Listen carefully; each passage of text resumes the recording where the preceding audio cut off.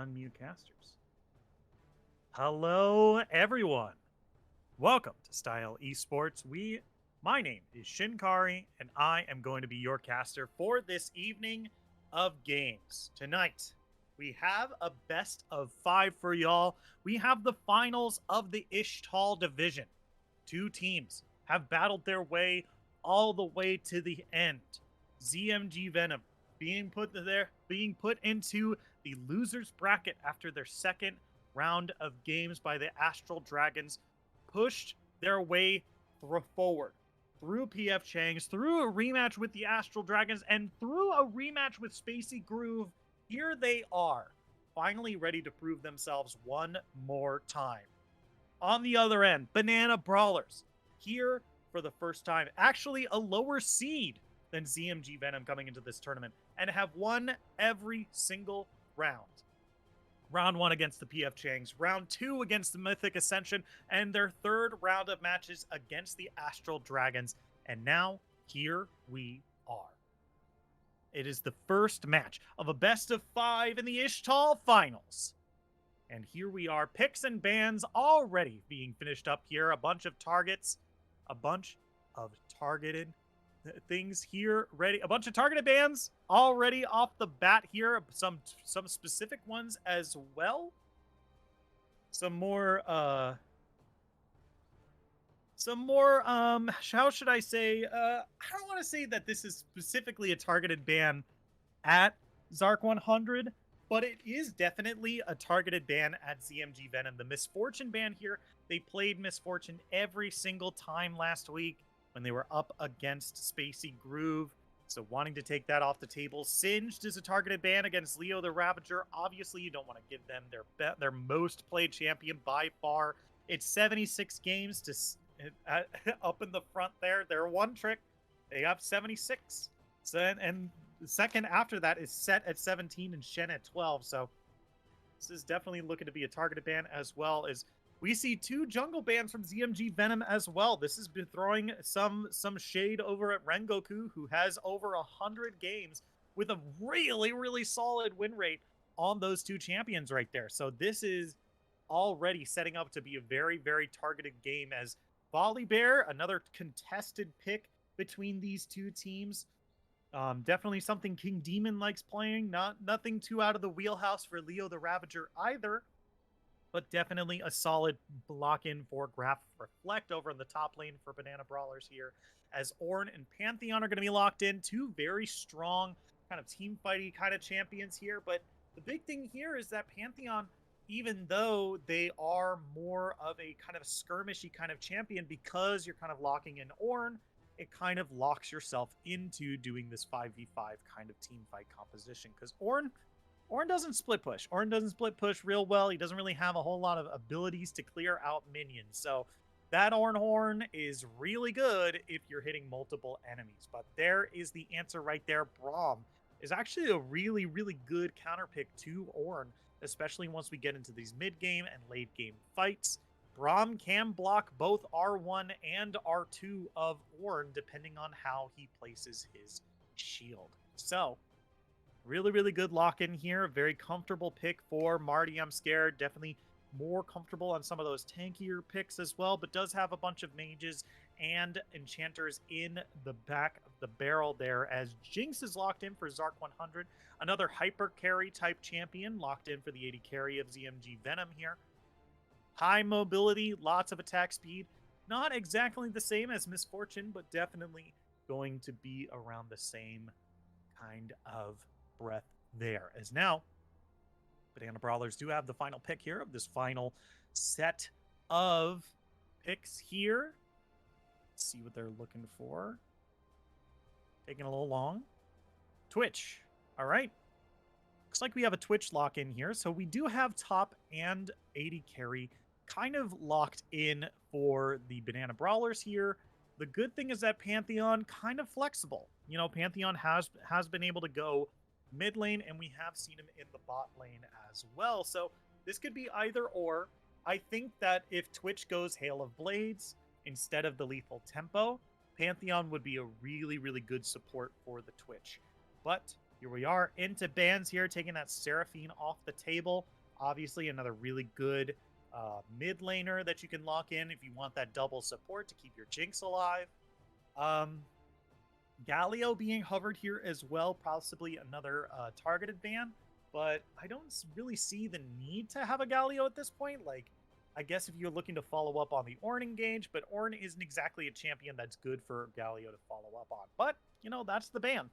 It's the ban right there. Probably a targeted ban right there, if we can take a quick look. Not exactly. Galio taken off the table here. Once again, Set being taken off the table. Once again, Leo the Ravager hasn't locked in their top lane champion here. They're going to ban away the Mordekaiser. That was picked a whole lot, I believe nearly every single game for ZMG Venom. No, it was picked 2 out of the 3 games against Spacey Groove there. So Mordekaiser definitely a good lock-in here. Yuumi being hovered. All right. I like the Yuumi kind of ban here just to make sure that if Banana Brawlers want to try to flex that Pantheon into the support role, it does give a little bit of a better time for Braum, I think. Braum can block a decent chunk of what Pantheon is looking to do, and, you know, being able to block a lot of Twitch damage is also good, but the Thresh hover, definitely like this a whole lot. Thresh, really, really good. Really great at punishing Braum if he positions poorly. But this is just a really good lock-in here. Huge fan of the Thresh.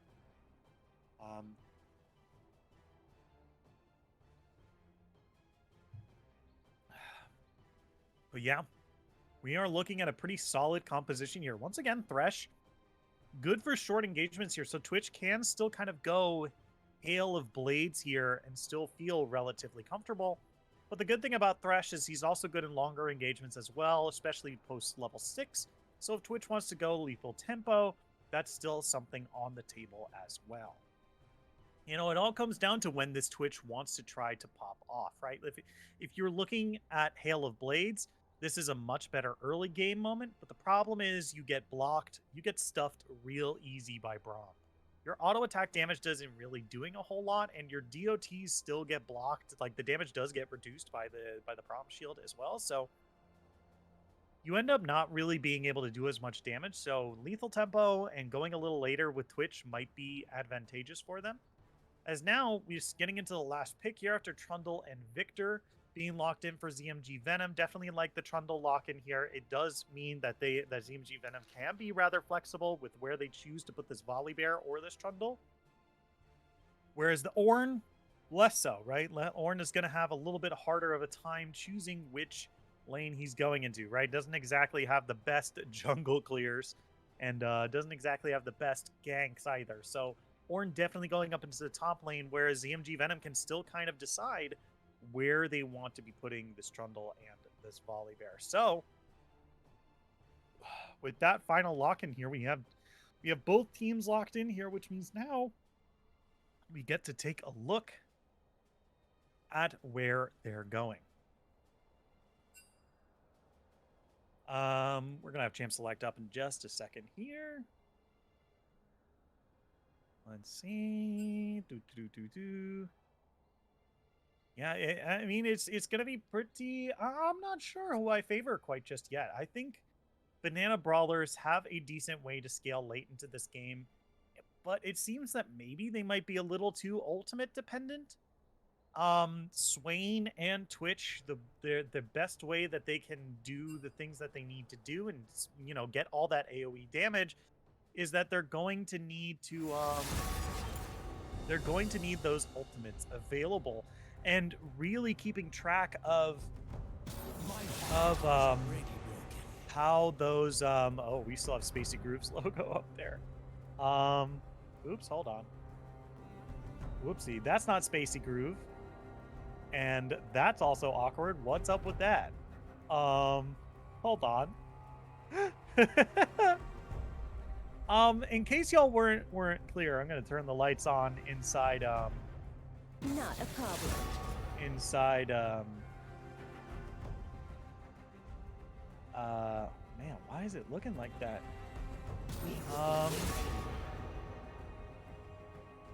Huh. Hold on. To turn on the lights in Space Mountain a little bit, it's just me running the stream tonight, so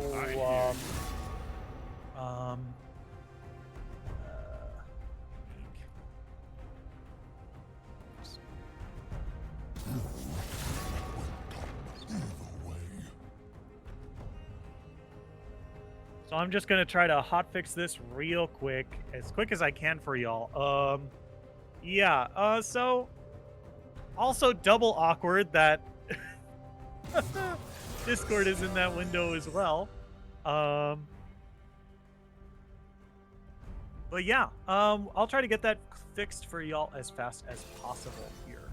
Let me see what I can go through to try and fix that up for you.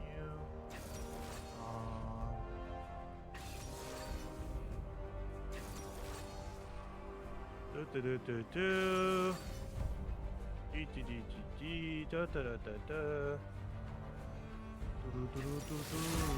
know what we're gonna do? We're just gonna go ahead and just swap it to Okay. yeah, I don't know how to fix that. Here's what we're gonna do instead. We're just gonna take a look at the draft law scene real quick, because that's just a little bit more tidy and everyone knows where stuff is. All right, so we're just gonna do this. Hi, hello, we're back at draft law scene. So here we are. We have these folks locked in here. Volleybear's going up into the top lane. Trundle's being picked up by dog person, huh? Not exactly what I was expecting. Definitely a little bit awkward, considering that I think Trundle just has a better matchup into Ornn in the top lane, right? Being able to press that ultimate into the Ornn in the top lane is definitely really, really advantageous for the Trundle here. It's not like Volibear is going to have an awful time, right? I still think that this might be relatively Volibear favored, just because Volibear can go toe-to-toe with Ornn relatively easily. But I just think Trundle just has a much better time post 6 and has a bunch of healing to kind of deal with a lot of the damage that Ornn can dish out her. Meanwhile, in the jungle, Trundle, I actually don't hate Trundle as much in this composition. Usually, I am a firm believer that Trundle is always a counter pick. And a counter pick to two scenarios. The first scenario is that you have a really beefy tank player on the enemy team, and you need to be able to sap away their resistances. The other thing is that the enemy team doesn't really have a jump, a blink, a dash, some way to get around terrain, right? So if Trundle is in one of those situations, Trundle is very good, right? Being able to trap characters in, tight corridors, or even being able to set them on the other side of the troll pillar means that you can do a lot of damage to the enemy team. Now, the good thing about Trundle for ZMG Venom here is that it is very much favored towards the Trundle here, because no one has a dash, no one has a jump, no one has some sort of way of getting around terrain here. So really, Trundle is good in both of these scenarios for team fighting and for ganking as well. So this is going to be a really good thing for Trundle as well. Pantheon, on the other hand, I think I'm going to have to look for these early levels, because Pantheon is very, very good at the beginning of the game, spikes in the mid game, and then falls off as the game goes later and later, right? So he might be able to stay just a little bit more relevant just because, he's got an Ornn on his team and he becomes a stun bot later for the Twitch. But, I think Pantheon, we'll have to take an eye on him, because I personally think he's a bit of a gamble. Victor versus Swain. I think this is a game. I think this is a matchup relatively even, I think. I don't think we're going to see a whole lot of brawling between these two, just because Victor they're both range champions, and they both want to be like kind of short range to each other. And really only Victor has ways of poking through the minion wave. And they both want to hit level 6. They both want to hit level 6 and start like really popping off there as well. I don't think Swain wants to fight pre-level 6 either, so we're probably going to get a snooze fest a bit in the middle. Bottom lane, I expect Thresh and Twitch to be fighting a lot early. It's really I'm gonna see the whole onus is gonna be on Marty I'm Scared here to really protect Zark, because a lot of times that we've seen ZMG Venom win, it's been on the back of, I don't want to say on the back of, that sounds like they're just completely completely doing that right there. But it's really, really close to Marty. I'm scared is really going to be important here. So we're also turning the lights on once again in Space Mountain. I hope you keep in mind we do have someone physically fixing the game window here. So thanks for sticking with us through the rust and through all the technical issues. We should be ready to go in just a little bit. However, we are going to take just a quick break, and when we come back, we're going to be on the rift of game number 1 of ZMG Venom versus Banana Brawlers. Don't go anywhere. We'll be right back after this.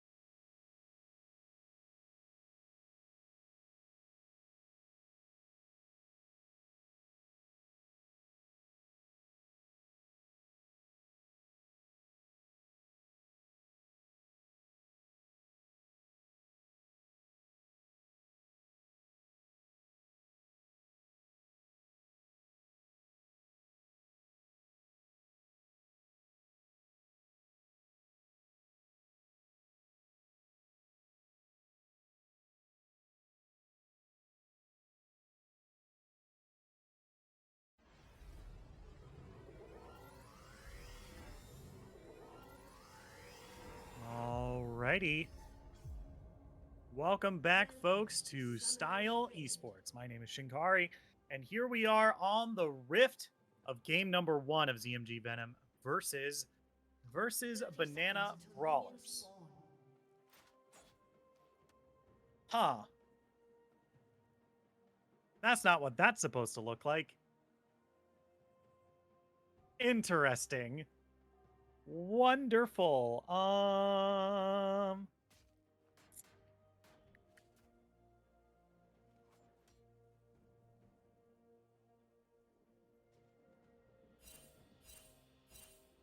Minions have spawned. Aw. Interesting.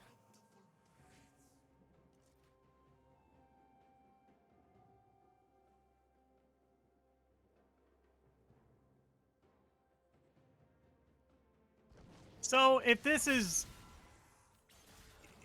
not normal, by the way, in case y'all were wondering. It's having a bit of technical issues here after I guess the patch. Um I can tell y'all what's going on radio style as we have both teams starting off. Pantheon is on the blue side. Trundle has started red and is making their way over toward their blue side here. That's the jungle starts for both sides. Both pretty standard starts. No lane swaps happening this time round. As we try to get the League of Legends fixed on here on stream for y'all. Hopefully, we have a stream ready for y'all to go. Hopefully, y'all can hear me as well. So level 2 happens for Leo the Ravager up on the top side here. Graph Reflect taking a whole bunch of damage in response here. Trades back and forth. Means that these two are probably not going to let up anytime soon. We are seeing a relatively even bot lane as well. Pretty even in the CS so far. No big trades back and forth there either. But, you know, the bloodiest lane right now has to be 100% the top lane. As now you have Trundle invading into Rengoku's red side right here. Hellblaze is in some trouble as well, but King Demon doing a whole bunch of damage on the Rengoku in the jungle here, forcing him to flash over the Krug wall here. So now Trundle trying to make their way out of the jungle like a bandit, meeting up with Swain. Not going to be able to stop them this time. I don't think they were able to actually get the red buff. I'm taking a look over there right now, but it doesn't seem like they're able to do so as Hellblaze, once again, Temtem doing a whole lot of trading in this mid lane here. A lot more aggressive than I expected it to be here. Pantheon's flash was used. Going to be able to grab that Scuttle Crab on the top side of the map there. Yeah, I don't... What did I do wrong? Let's see if I can fix this myself.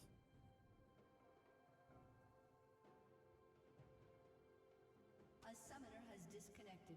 Okay.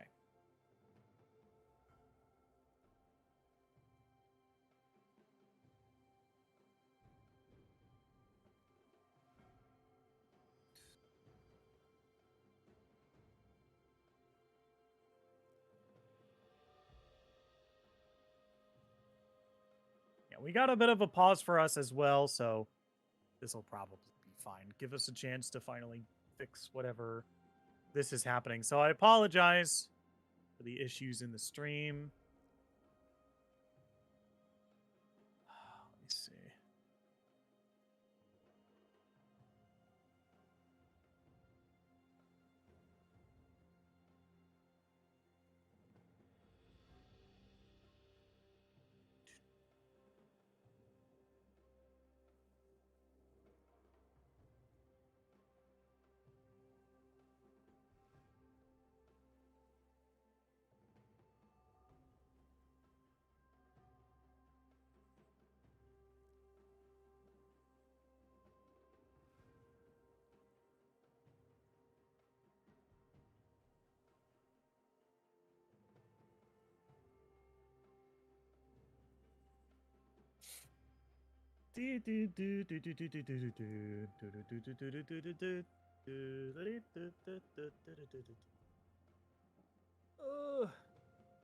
I apologize for being a little lack of communication here, but we do have a black screen and I am trying to figure out how to fix it.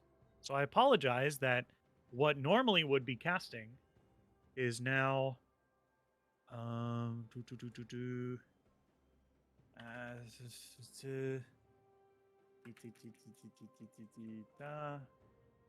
this is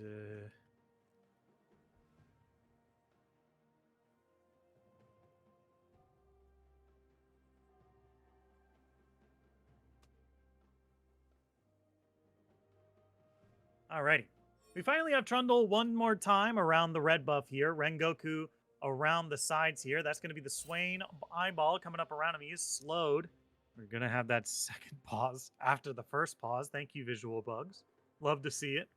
Well, we have Rengoku and Graph Reflect making their way down from the Tri-Brush here. Rengoku has been scouting this out with their red trinket nearby, so they know what's happening. There's going to be a pincer movement. King Demon's got nowhere to go. Going to be rooted up here, stunned, knocked into the air. A whole bunch of damage flashes over the wall to try to live, but First Blood is going to be picked up by Temtem here, as Hellblaze, who had come in through the mid lane here, is now in a little bit of trouble.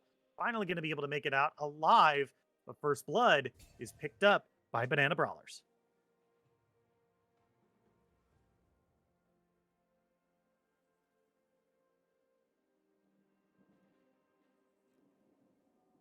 Yeah.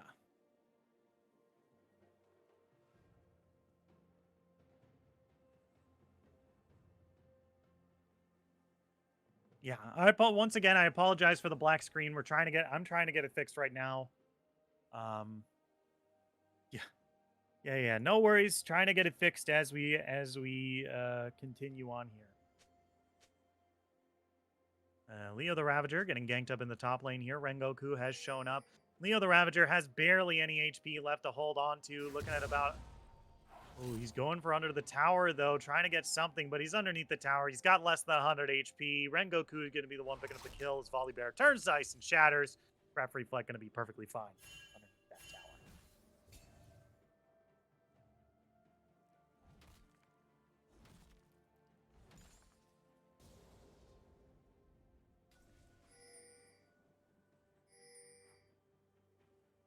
And once again, if you're joining us for the first time here, I am trying my best to make sure that we can set up the to fix whatever issues that we have currently on the stream right here. King Demon is once again counter jungling over the wall here, but the blast cone was taken away. Does not have that flash available. Throws up the troll pillar to try to get away. Going to be able to switch away this time, but Arisen Valkyrie is going to use that hook to go over the wall here. Zark 100 looking for a kill for themselves, but they don't realize that Case is there as well. So now Zark 100 left out to dry. Is going to be a double kill for the Pantheon down to the bottom half of the map, just outside of the Dragon Pit.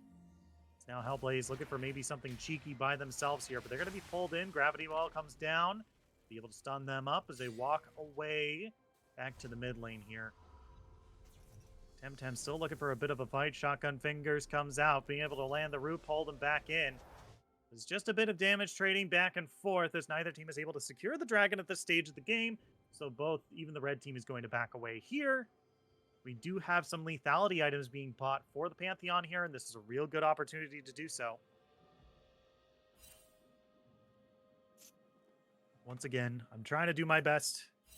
Let's see if I can...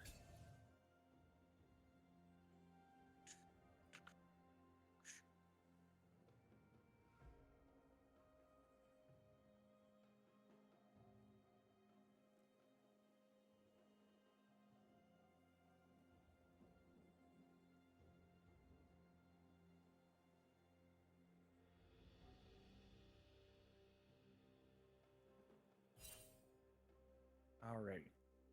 Just to make sure if you're joining us for the first time, yes, the screen is black. Yes, the stream is black.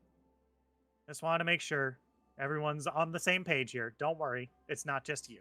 You have a little bit of an issue possibly with the league client after the patch that our bot was not ready for auto hosting. So we're having a little bit of an issue. We're going to try to solve it as fast as possible. And in the meantime, I'll be trying my best to do a radio style cast for y'all here.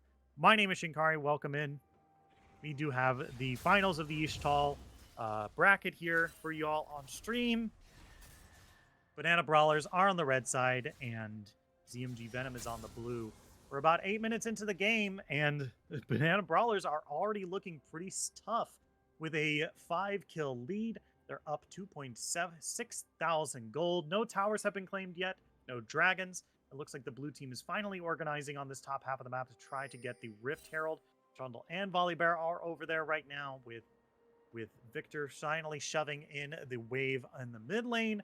So we should be able to get some action on that Rift Herald in just a little bit. However, Rengoku, the jungler for Banana Brawlers on the Pantheon, is in the bottom half of the map right now, looking for some ganks onto the bottom side, but can't quite find it for themselves just yet. Once again, the jungle looking pretty lit up on the pretty split half and half in terms of vision right now. Red team doing a good job of keeping this bottom half of the map warded. Have a lot of entrances and exits warded up. Big thing to take a look at. Big thing to note is that Rengoku on the Pantheon 3-0-1 right now, and Swain and Temtem on the Swain 2-0-2 with a bunch of assists across the team as well. So about 50% kill participation for a lot of the team here, and a lot of kills onto this Pantheon. And they've already nearly finished their Eclipse. So this is a really, really powerful time for Rengoku, and they're doing a good job of capitalizing on it, right? Meanwhile, in the top lane, Trundle, King Demon on the Trundle, and Neo the Ravager on Volibear have been able to secure the Rift Herald. So that's going to be just a little bit more gold into their pockets, possibly being able to shove down a turret that they'd look for. And Leo the Rav and King Demon once again doing a good job of counter jungling Rengoku here by picking up another of his red buffs. So really, really good job here by King Demon. Gonna keep denying gold whenever he can because this Pantheon is already pretty far ahead. So getting any sort of lead, definitely advantageous. Because King Demon comes into the top lane here, gonna throw down the Chomp, and flashes to the other side of the Troll Pillar here. Graph Reflect, looking for the re-entry here, as that's going to be the Pantheon ultimate. Here comes Rengoku onto Leo the Ravager. Leo the Ravager has to use that Volibear ultimate to jump away, and now they're underneath the turret, trying to turn around. There's the Thunderstorm, a whole lot of damage, but Rengoku's going to be the one being able to pick up the kill. Taking low underneath the turret, King Demon's going to re-enter, pick up the kill for themselves, as now Graph Reflect is in some trouble. That's going to be challenging Smite. There's the pillar one more time. Graph Reflect, low HP inside the bush, double kill for King Demon. Going to be able to pick up 2 kills for themselves, put them finally onto the scoreboard, narrow down this gold lead to 1.1 thousand. Once again, if you're joining us for the first time, yes, the screen is black. Yes, we're trying to get that fixed as of right now. And if you're joining us, yes, we're trying to get it fixed. So, hold on. Oh, that looks like a thing to me. Oh boy. Okay. So now,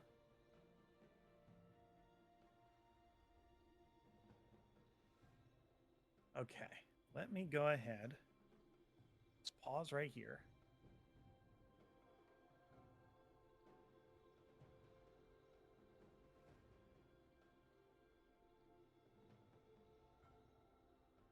Let's rewind a little bit. Let's see if we can do that double fight up in the top lane, if I can double check where that was. Okay, let's rewind a bit. Okay.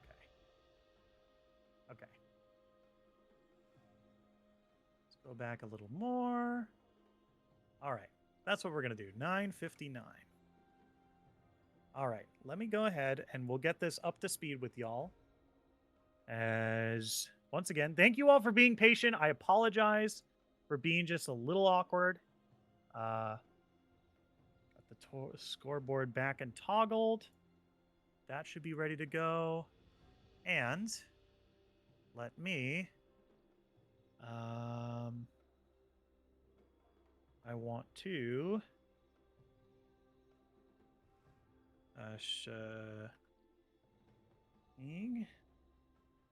No. Hold on. I got this. Okay, set time 9:58. All right. And then we're going to press the play button. And then I'm going to play mine. Then hopefully we have the timer around the same time. And we should be able to get this thing on screen. As Graph Reflect, there's the Orn Horn. Going to send Leo the Ravager up into that top lane there. Leo the Ravager taking incredibly low underneath the turret. There's the Thunderstorm. Rengoku is going to be taking a whole lot of turret damage here. Flash forward from King Demon. Finally going to be able to take Graph Reflect down. So that's going to be Graph Reflect one more time as it's still not playing. And all right, we're going to try this one more time. All right. Oh, and there's the black screen again. Wonderful.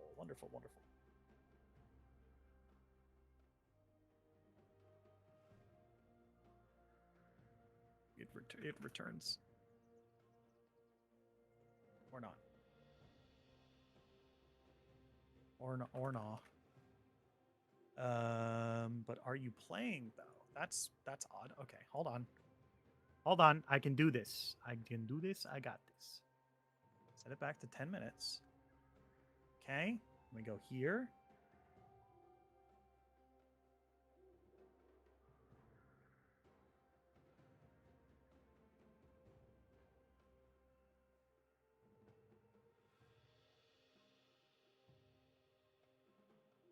Okay. So let me, one more time. We got this. We got this all under control. Easy peasy, lemon squeezy. We press play. All right. And then I press P. And then let's see one more time. Alrighty, we got the directed camera. We got the fight up in the top lane. There we go. Leo the Ravager has that PTA, but underneath the turret, gonna be stunned up. Rengoku taken incredibly low after a whole bunch of damage. Shut down, knocked into the air, but King Demon is not gonna get slowed down this time. Graph Reflect, now in some trouble. Challenging Smite on him, knocked into the air, taken down underneath, inside the bush. Gonna be good for the team to finally put them onto the scoreboard. Here we go. There we go. We got a game. We got a game, everybody. Thank you all so much for being very patient as we fixed out our technical issues. Here we go. Hellblaze now in some trouble. Not a whole lot of places to go. Ooh, good flash. Gonna get them away. Gonna be able to dodge all of that CC. Gonna make sure that they can stay safe as King Demon making their way into the mid lane here. Spotted out by a pink ward, though. So Temtem gonna play pretty smart here. Gonna back away. Now, here we are. Rengoku showing up in the mid lane. Already gonna there's the vision already gone there. Continue Temtem trying to do a bunch of damage on a Hellblaze here, but they are underneath the turret. To catch y'all up to speed, you can probably take a look at the scoreboard up on the top side of the map here, but here we are. 17.7 thousand gold at 11.5 minutes here, up 1.2 thousand gold. Temtem now in some trouble here. Marty over predicted where they were going to move here, but now caught inside the Chaos Storm here. Pulled back in though. Hellblaze is in some trouble as Temtem is going to be able to find one. There's the box coming down as a Risen Valkyrie is now CCing up King Demon here. Temtem still inside that Swain ultimate. This is going to deal so much damage if they're stuck inside. Pulled back in. King Demon in some trouble here. Flash forward, throws out the Q. A Risen Valkyrie is going to be the one picking up the kill. There's now Marty, I'm scared. It goes down as Temtem picks up another kill. 3 for 0 in the mid lane.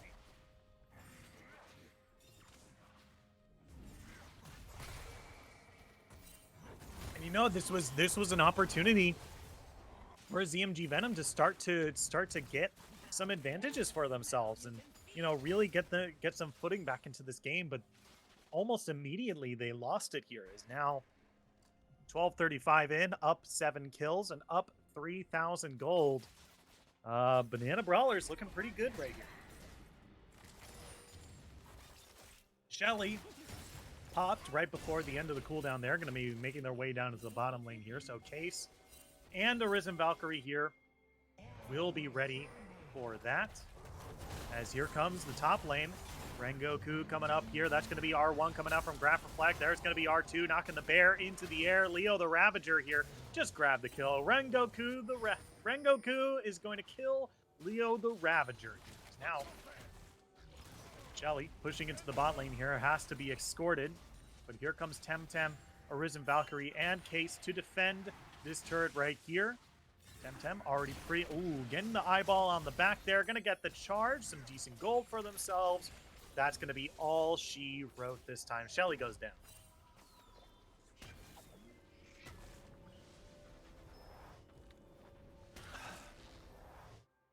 Now, take stock of where we're at once more. Rengoku has been able to finish that Eclipse. It's going to be one of the few mythic items finished for either team here, as we see a Divine Sunderer for the Trundle and a Kraken Slayer for the Jinx here. A bit of an interesting pickup, but I think it should be fine. Swain, Thresh, and Ornn are going to be building some HP here, so being able to have that max HP damage for themselves is definitely going to be pretty useful. Thresh opting for the Iron Locket Solari here instead of maybe a Shirelia's or even an Evan Shroud means that their team is just going to be a little bit more tanky, especially to a lot of his AoE damage. That Volley Bear, Jinx, and Victor are going to be able to do, so I think that's a pretty good pickup for themselves. Does also mean that Jinx needs to go a little bit off regular build, because typically but you know, they get a little bit of an easier time to get this dragon on lock for his team here.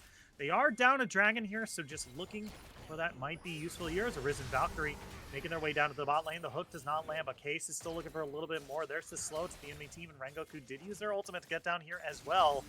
Looks like they're just going to be backing away here as they're making their way over to the Drake.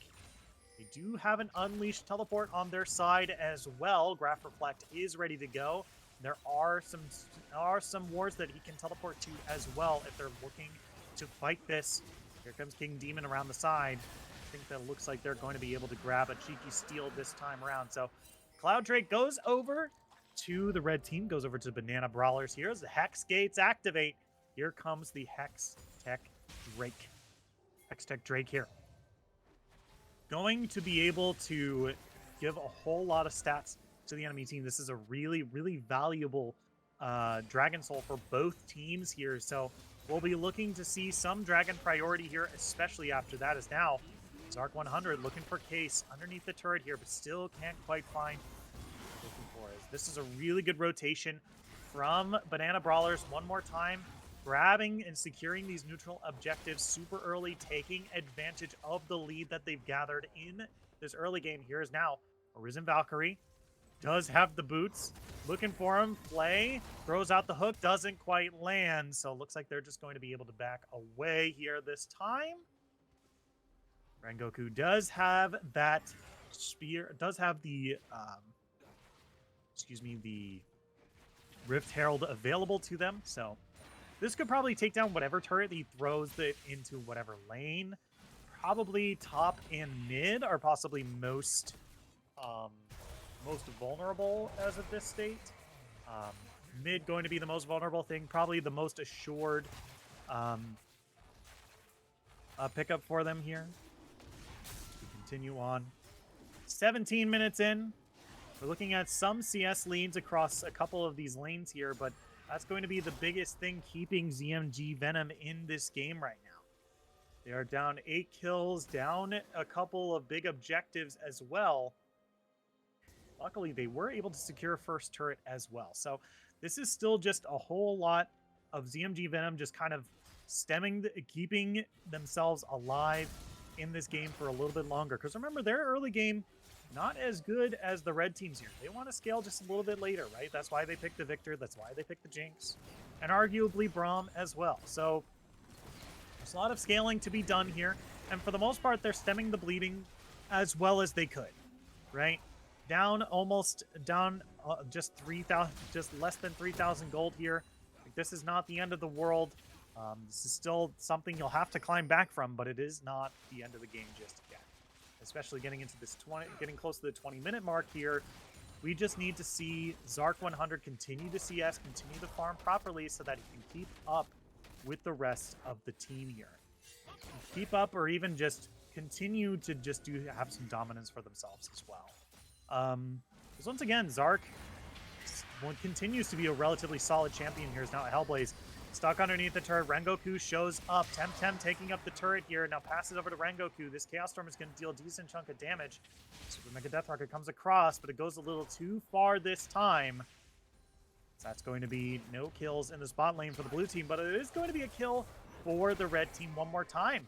And take a look at a lot of these kills right here. 5-0-4 and 5-1-2 on the mid and jungle here. A lot of their gold is gathered up in one place here. Is epic. Okay. Jundle just shows up, grabs himself a little chompies, and is able to get away. That's a nice shutdown for them as well. Keeps them still relatively close in line in terms of gold as this game continues. And we're still going to want to keep our eyes on this mid lane, on this bot lane players as well, because once again, These are our scalers here. Temtem is going to do better the later this game goes on, but how much better is he going to scale than the Victor, right? Victor wants these assists, wants these kills in order to progress his passive a lot quicker, but he hasn't really been able to do so just quite yet. Let's take a look at what Victor is looking at right here.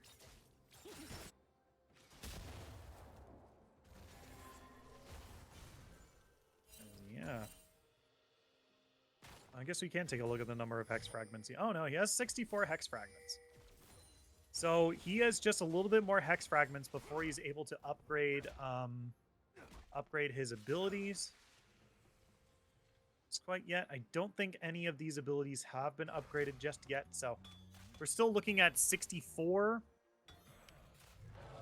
It should be finished up, but here we go. Leo the Ravager in some trouble one more time. Here comes the Horn, R1, R2, gonna use that ultimate in order to not be knocked into the air, give themselves some space as well. Good use of the ultimate there, but once again, Leo the Ravager, that's the second time we've seen them having to use that ultimate defensively. And that top lane here is now Arisen Valkyrie in some trouble, has to flash to the other side of the troll pillar, but that's really good because now they have access to this Hextech Drake, which has just spawned.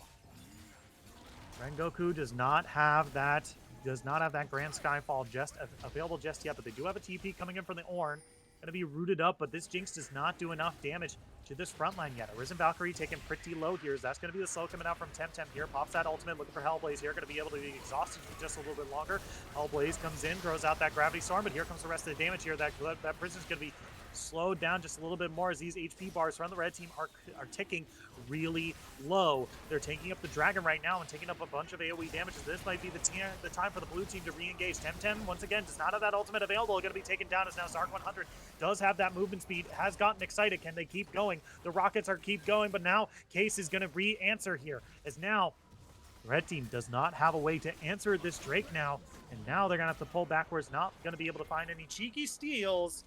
So Hextech Drake goes down, but oh, okay. Here comes Rengoku into the fight here, but he's already taken pretty low. Remember, he's all damage. He can't survive King Demon through this here, as now Case is in some trouble. King Demon still looking to get it. That's a double kill for the Trundle now. Hellblaze coming in. Arisen Valkyrie's got nowhere to go, and that's going to be the third kill, the fourth kill of the fight now, as this is going to be the turning point of the game. ZMG Venom come out huge, pick up a Drake and 4 kills to boot. That's a real big swing for them.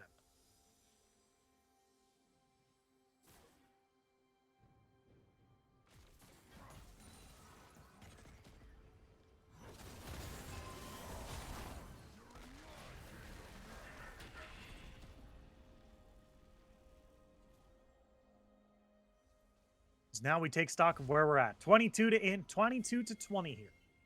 We're looking at a difference of 1,000 gold between these two teams. And now getting tied up in the Drakes as well.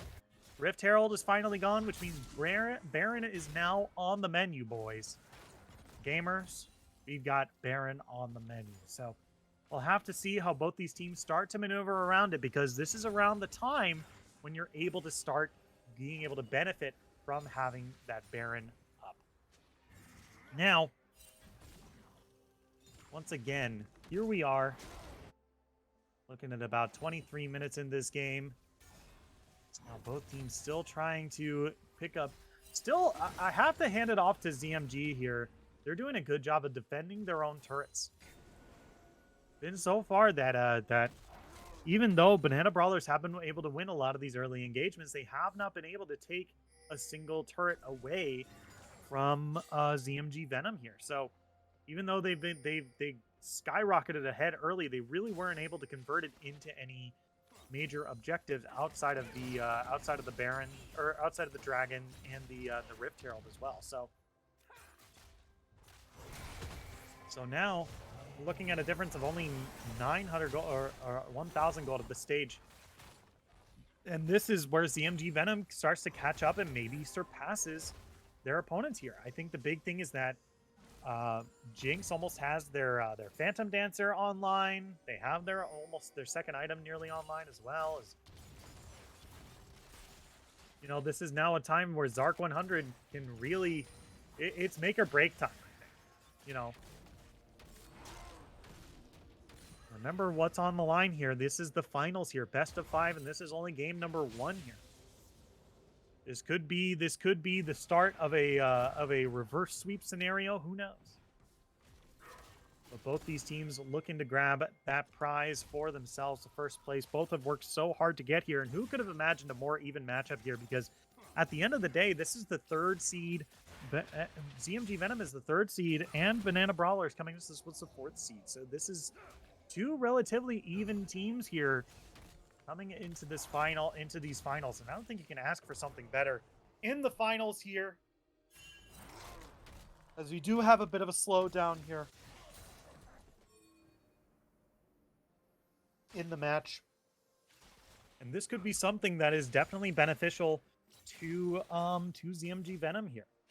But it could also start to benefit the problem is that just because Ornn exists, that does mean, and because this is a lethal tempo twitch as well, that means that if this game does go later, that this could end up being relatively even here. Is now Temtem finding Hellblaze down in the bottom lane here, does not land the grasp, but does land the shotgun finger, still inside the ultimate here, trying to heal up as much as they can. This is coming down to the wire here, but Temtem is going to be the one coming out on top here. Thresh coming down to help as well, as now Case is in some trouble in the mid lane here, gets stunned up, tried to turn invisible, but not going to be able to get away this time. King Demon is unstoppable. Gonna throw out that ultimate, once again, does not land onto the Swain in the bottom lane this time, so they're finally going to get away.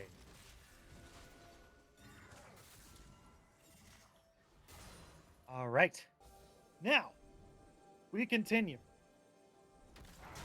We continue 25-55 in this game. The next Drake is spawning. Obviously, this is a really, once again, Hextech Drake's insanely powerful. Attack speed and cooldown reduction is really, really powerful. That's a whole lot of stats for your team.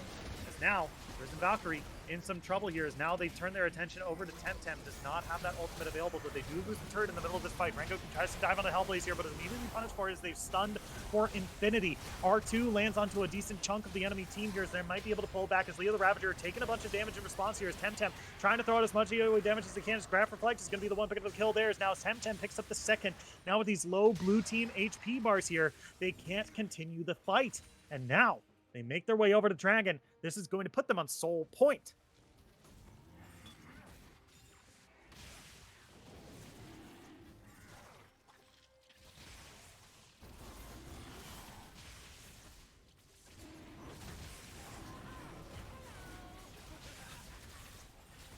All right, King Demon trying to get some vision inside the pit here using the Trundle Pillar.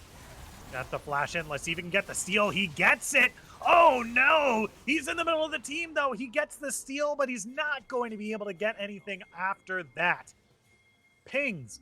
Pings. So many pings onto the Baron here. They were able to get a kill onto the jungler here. So this is really, this is their moment. They have to go in and go so and do it now here.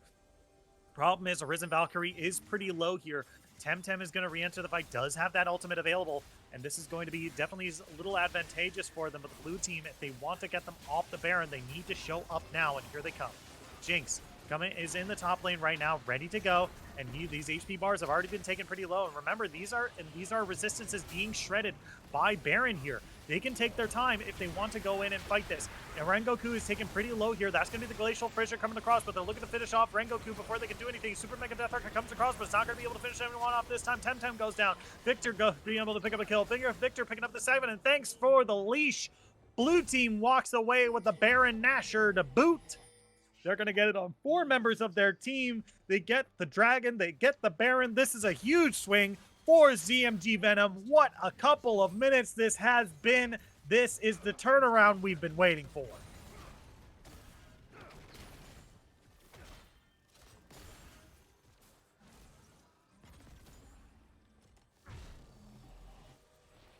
And now, with this, they can now look at this. Zark doesn't need a million kills in order to be definitely some strong members of their team right here. Zark 100 always really stable on their team. The best kind of AD carry you can hope for. Someone who's solid at their role here. Is now looking at 4 members with the Baron buff.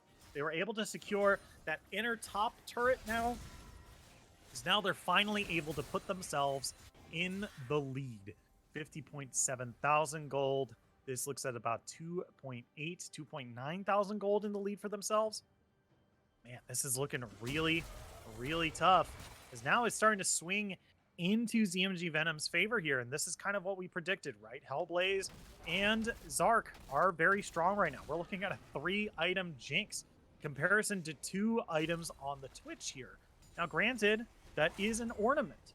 You know, Twitch does have the ornament here. But, you know, that might just be 2.5 items, right? There's still a lot more stats on the Jinx right here. And, you know, it's going to be a while. It's Zark really making an aggressive movement here. It's the blue team trying to aggress as much as they can here. Temtem might be in some trouble. That's going to be them popping the ultimate immediately, going and flashing into the enemy team here. Doesn't use those Zanyas just quite yet. There they go. Turns golden, starting to heal up as much as they can. These blue HP bars are pretty low, but Swain is going to go down. Polybear is going to be following next. Jinx is going to be able to find his double kill here as they're trying to trail through the enemy team, but both are going one after another. 2 for 1, 4 for 3, 2v1. Can they be able to turn it around? Graph Reflect not going to be able to do it this time, but Zark and Hellblaze are relatively low HP, and this Ornn is pretty healthy. Let's see if they're able to do anything just quite yet, but this is still a win for the blue squad here as they're able to shove down this bottom inner turret here. Graph Reflect has to be very careful because Zark does do a lot of damage and has that Kraken Slayer as well. They have to be careful. They're already at 50% HP here. That's going to be all they can do here. They're going to back away as both teams start to prep for Drake, which is up in about a minute. It's going to be both teams' times to kind of do as much as they can, do as much as they can to try to clear out enemy vision. I think if the red team is able to get to the dragon first and set up their own vision and surprise the enemy team, they might be able to get a bit of an advantage, right? It's not like Rengoku doesn't do damage anymore. Even though Pantheon starts to fall off around this time, it's not like he doesn't do damage, so they need to be careful. But it's going to be the blue team here that gets to this area first and is starting to ward out these entryways by the red team here. Once again, this is going to be really tough. Twitch, on the other hand, spending a little bit too... Oh, my God. There it is. Syzygy? I have no idea what that is. Syzygy, though, going to be made. So we have nearly every ornament available for the red team here. So now Twitch is finally able to make their way down. They're inside the pit. They're clearing out vision.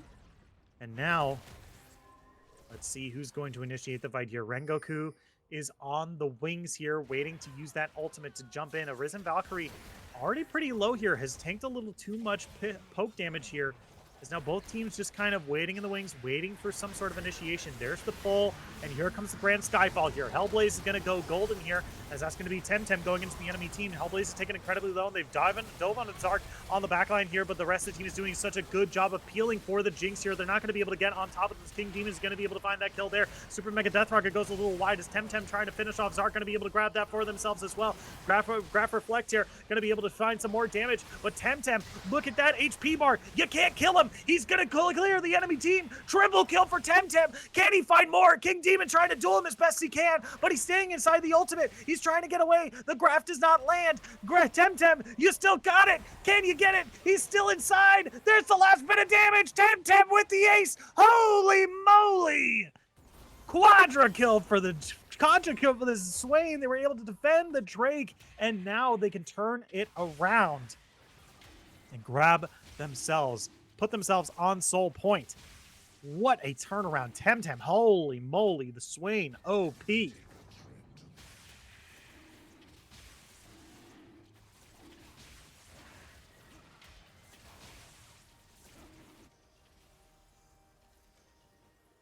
What a crazy fight that was. So well played by both teams there. A really good job by Rengoku. Super Mega Death Rocket comes across trying to steal up that Drake, but not going to be able to do it this time. So we're now looking at maybe 39 minutes is going to be about when we're going to see that last Drake spawn. So Elder Drake might not be in the cards this time round.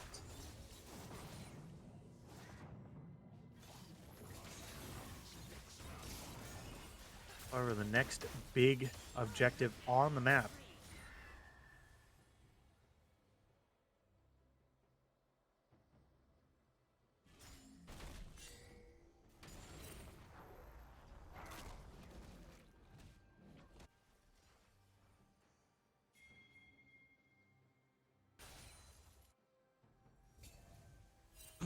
Here we are.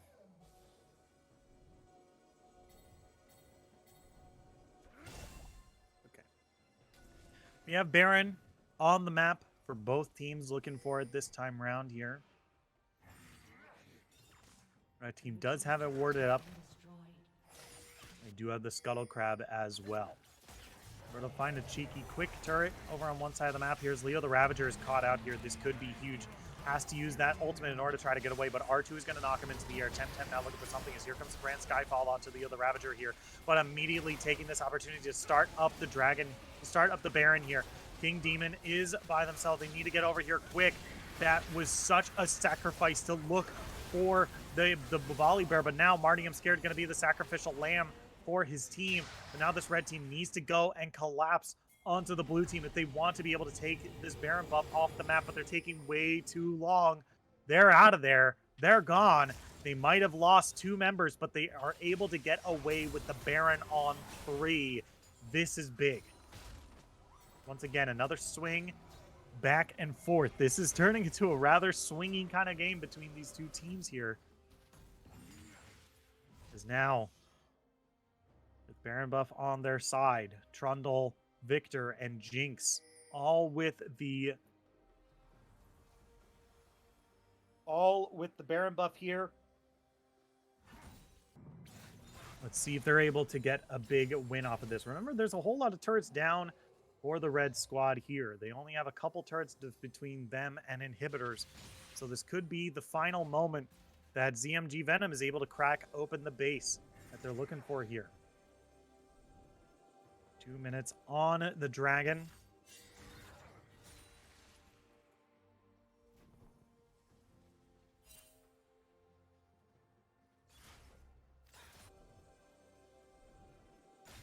We continue. Remember, this gold is still really even. Only 1,000 gold separates these 2 teams. We're starting to get to the point where money mostly doesn't matter. We're getting there close. Right? These are nearly full build on both sides here. Lord Dominic's has been picked up for Jinx here, which means it doesn't matter who is going to be on the enemy team. Yeah.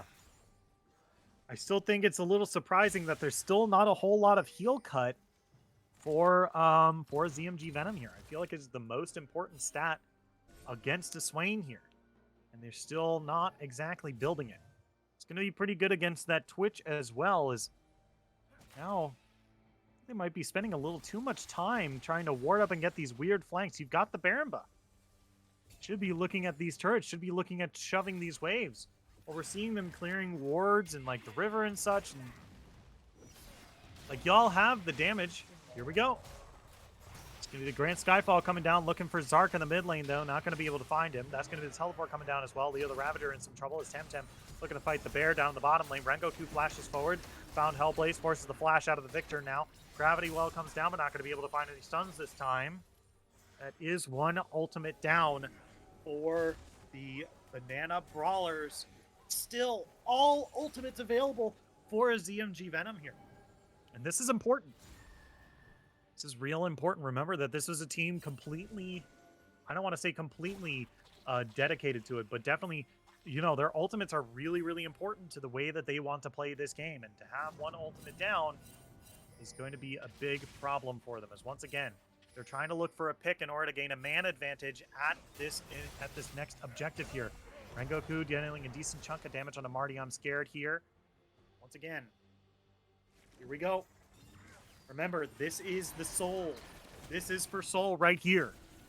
Red team has to pull it all the way out. King Demon has a real nasty habit of looking for that steal here. They need to pull it all the way out. Here we go, all the way out.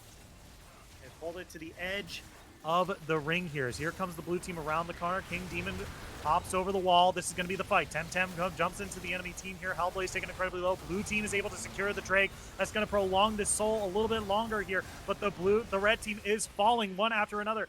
Case is able to find one, but here comes this grand starfall here in order to get back into the fight here. Temtem taken real low. Zark 100 still looking for the kill as Hellblaze trying to run for their life here. The carries trying to get around as that's going to be the flash forward by Grapple Flex here. Looking for Hellblaze. Doesn't get the knockup that they were hoping for, but Rengoku is on a killing spree. And now Hellblaze in some trouble as the Pantheon continues to fight. Hellblaze taken low. Case finds a shutdown, and now the red team gets to push hard. 57 seconds on Hellblaze, 30 seconds on Marty I'm Scared and Leo the Ravager, and 40 on Zark.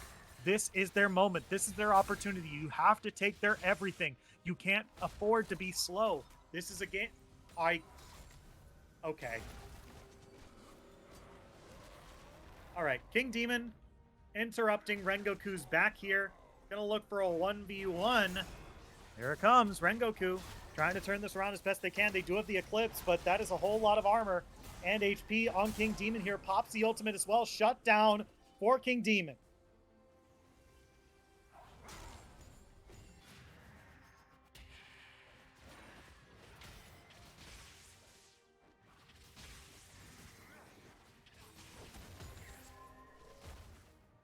Alrighty.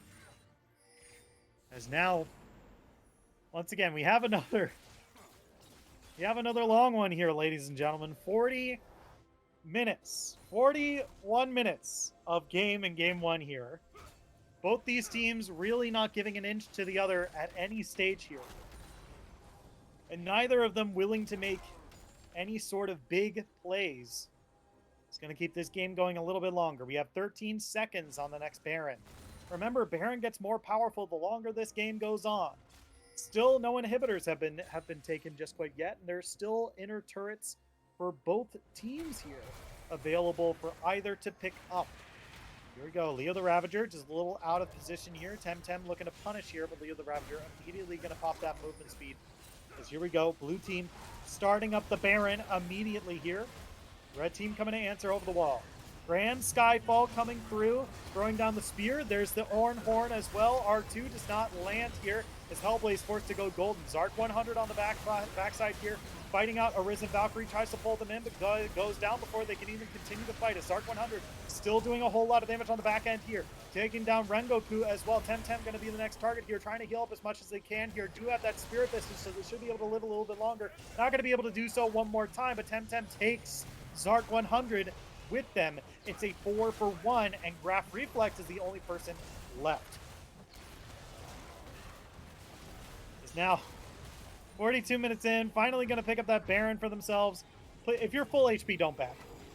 If you're full HP, don't back. Volleybear, just go into a lane, buddy. Trundle. The wave is crashing right there. I can't believe you. Y'all, we are 42 and a half minutes into this game. Here we go. We're resetting. So by the time Hellblaze, King Demon, and Marty I'm Scared make it anywhere towards the red team base, they should be a majority of them ready to go. So it looks like they're not going to be able to grab any turrets relatively easily here. So once again, we are going to start warding around for the dragon, which is up in about a minute. Should be up in 44 at the 44-minute mark. As now, here we go. Yeah, it just seems like both these teams are just a little too playing, maybe a little too hesitantly. Who knows? Now, Arisen Valkyrie, Rengoku and Case being a three-man squad, going through and warding as best they can here. Going to be pinged out. Graph Reflect does have that teleport available. Whew. Both these teams trying to get an advantageous position for this dragon right here. King Demon looking to fight Rengoku, but mostly going to try to clear out this vision as best as possible. They want them walking into the dark. Dragon spawning in 10 seconds. Here we go. We have a Guardian Angel built for Jinx. These folks are nearly full build, if not full build already. Because now, here we go. Temtem. Gonna be slammed down by that Q from Braum. Here comes the hook. Doesn't land. Still looking for an initiation somewhere. There comes the gravity wall. Gonna be stunned up. Still, no initiation just yet. No initiations. There it is over the wall. Risen Valkyrie goes in towards that Tribush there. Taken pretty low by the Jinx damage here. Temtem trying to get onto the back line here. That's going to be R1. R2 of the Ornhorn here. But Zark 100 is flashed all the way out of this fight and is now peeled so far back that they can't even deal adequate damage. Double kill for the Jinx here as now Leo the Ravager continues on the enemy team. Victor's going to be able to find the next kill. Raph Reflect looking for Zark. Can't quite find it. Here comes Case. Going to be able to find the double kill. Super Mega Death Rocket finds another. There's the shutdown for Zark. And a kill, double kill for Hellblaze. They're going to grab themselves the 4 Hextech Soul. And they've lost Baron buff, but now they might be able to end this game. 2 members strong. They've got to go. This game is 45.5 minutes long. I don't know how much more voice I've got. This is a best of 5. Here we go. They've got 1 inhibitor turret. They've got the inhibitor. They're going to... He's leaving. Hellblaze is leaving. Zark 100 is leaving. Alrighty. It's going to be another 5 minutes. Here we go. We can't end the game without Baron. Here we go. Hellblaze and Zark 100 forcing down this inner bot lane turret. Here we go. 46 minutes in. Objective bounties are going to be available soon. All right. 6,000 gold in the lead for ZMG Venom. Here we go. Zark 100 in some trouble. Temtem looking for the kill here. Might be able to do it. Does not have that heal cut available. Temtem actually taking a little too much damage, but they got the GA popped. That's going to be the little orb at the end. The rest of the team to follow through. There's the shutdown, and they're dead for an entire minute. They're dead for a whole minute. Don't even look at the... Pretend Baron doesn't exist. Just start taking turrets. Please, I beg you.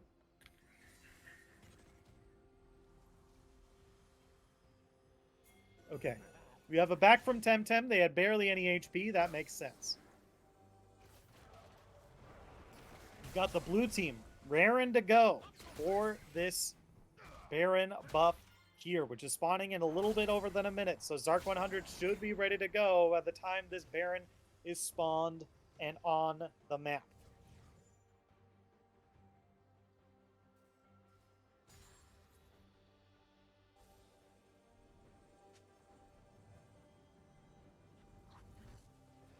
Here we are. This is a real late game we're looking at here, folks. 47.5 minutes.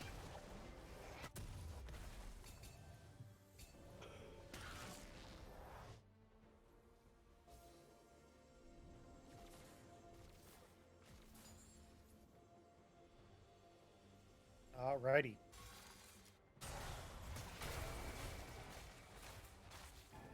Here we go. Both teams trying to secure up their neutral buffs here in order to give themselves a little bit more of an advantage in this team fight here. We're looking at 48 minutes. 14 seconds this Baron is going to spawn. It's like the blue team is just peeling backwards here. I think you pulled the old switcheroo. I feel like you just push down mid right now and try to end the game while they're doing Baron. But here we go. They're ready. They're looking for the flank right now as the enemy team is starting up the Baron. Here we go. Being a line of scrimmage, but immediately peeling back.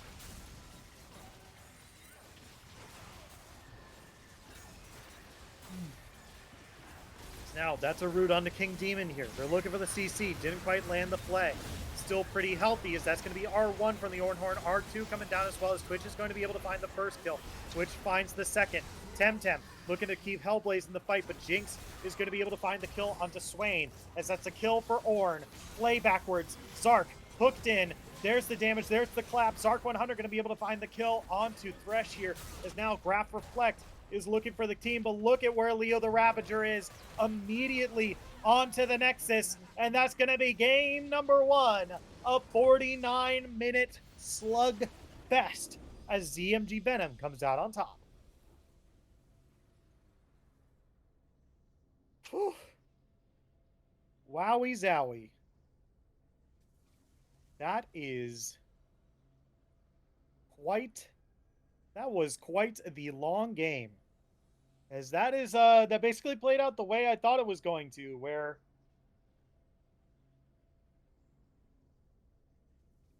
alrighty, so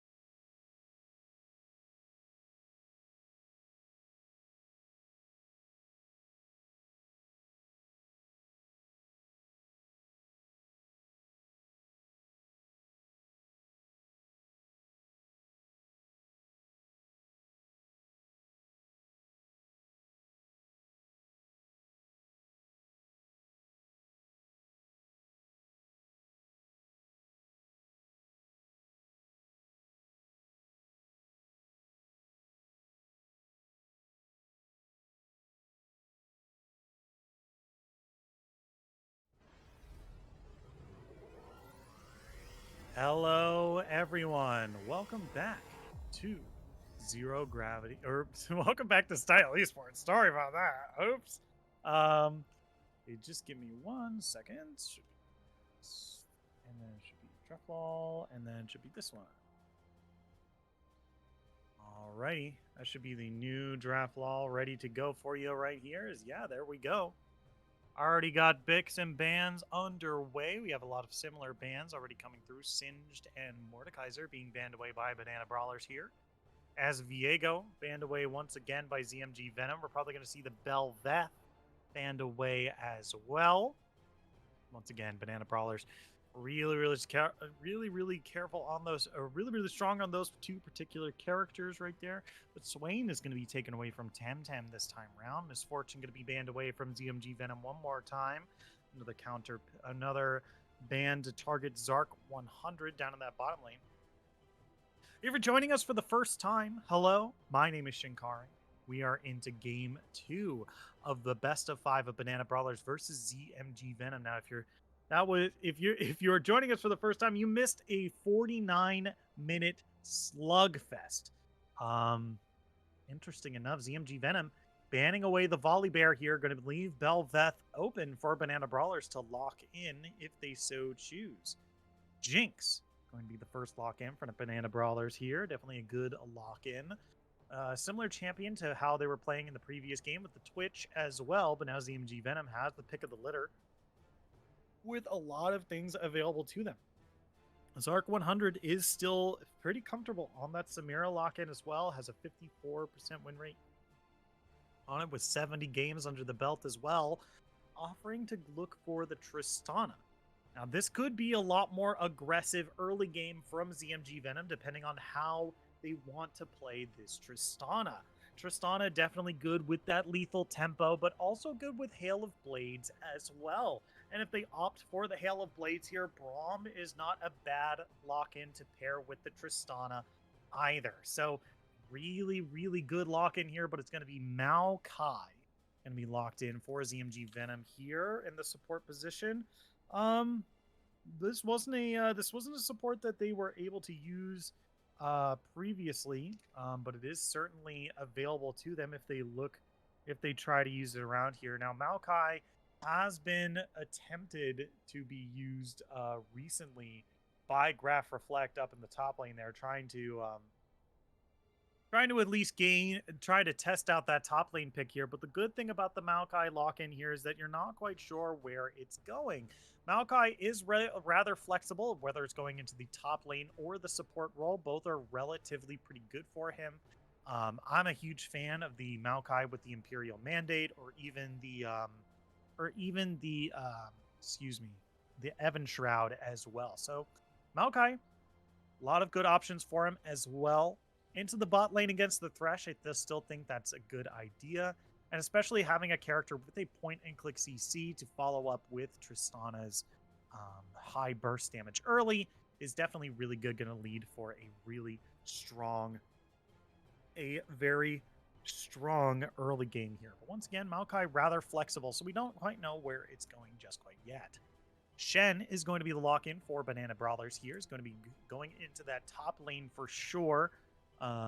Once again, a very strong team fighter here. Is ZMG Venom going to lock in the Ornn here? ZMG Venom, once again, wanting this game to go long. Now, Belveth is finally going to be banned away here. Banana Brawlers not wanting to prioritize their jungle in the first half of the picks and bans here. But jungles are still available for both teams here. And if they want to, they can ban away, Banana Brawlers can ban away the Trundle here, force King Demon onto something else in the jungle here. But King Demon has been jumping back and forth, and even in their their games against Spacey Groove, they were able to do just a bunch of different picks for themselves. But Victor and Seraphine going to be banned away from Hellblaze here, which is going to put them a little bit on the back foot, but they do have their Karthus. They still have their Katarina available if they want to pick either. We'll have to see. There's already a lot of CC and some big frontliners for ZMG Venom here. They have a whole lot of CC. They can literally just pick two kind of just heavy damage characters here if they wanted to. Malzahar. Going to be a pretty interesting lock-in here. Going to be good for any sort of dive that the Banana Brawlers want to lock in here. Should be noted that they still have the Pantheon available to them if Banana Brawlers want to try that strategy again. But it's going to be very hard considering that Malzahar does have that point-and-click CC. So it's going to be very hard for Pantheon to really stand out in this game. But Diana locked in. This does mean that Yasuo could be on the table as well. This is, once again, they already have some pretty decent CC. They have some pretty decent abilities that knock people airborne as well. So this could be a Yasuo angle if Banana Brawler's mid laner does feel confident on that style of champion.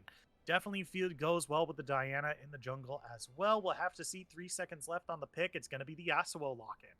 There it is. Banana Brawlers looking for that Diana. Yasuo here. Definitely looking pretty strong. They have 2 very strong AD threats. Have some good mixed damage with the Diana as well. This is a really good pair of champions right here. Definitely liking what Banana Brawlers have put together here. The problem is that my only problem is that, man, Yasuo might be just a little bit disjointed with the Jinx's spikes here. And Master Yi is going to be locked in for King Demon. Alrighty. So we do have our teams here, both with some pretty strong supports, tanky supports, and a big beefy tank man up in the top lane as well. This is definitely looking to be a pretty interesting game so far, as we are currently, yeah, this is looking to be pretty good. So let's talk about these lane matchups real quick. Shen versus Ornn up in the top lane. Ornn does have a pretty easy way of interrupting that Shen teleport. So it should be easy for Ornn to stop the stand united. So Shen does need to be a little bit wary about how that goes. Shen isn't really able to stop a lot of the damage that Ornn is able to do, because a lot of Ornn's damage comes from capitalizing off of being brittle, right? So if you need to essentially, with the Shen matchup, need to time your dome very precisely. In order to keep moving forward in that top lane there. So I think it's a bit of a skill matchup in the top lane, but both of these folks are going to be team fighters. I think Shen just has a little bit of an easier time split pushing than Ornn does, just because he typically builds into that Titanic Hydra and has technically 2 teleports, so should be able to stick up in that top lane just a little bit more than the Ornn will. In the jungle, we have Diana versus Master Yi, and I feel like Diana is just going to have a little bit easier time in these first early levels. Master Yi really only needs to auto-attack, but Diana does have definitely some better earlier levels, and if Diana is able to get a little bit farther ahead, it's going to be a little bit harder for Master Yi to really 1v1 her, just because she is going to build. A lot of Dianas recently have been going into the Sunfire K plus Nashor's Tooth build, so it's just going to be a little bit more defensive here. All right. I need to this. Badia. Say, do you remember Badia? Playing League in September. Badia. Never was a cloudy day.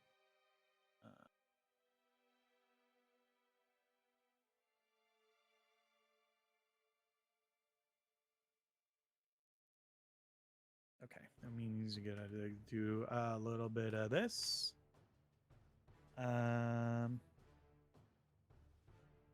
You do this. Once again, I'm the person casting and running the stream tonight, so if you hear me being there we go, and awesome possum.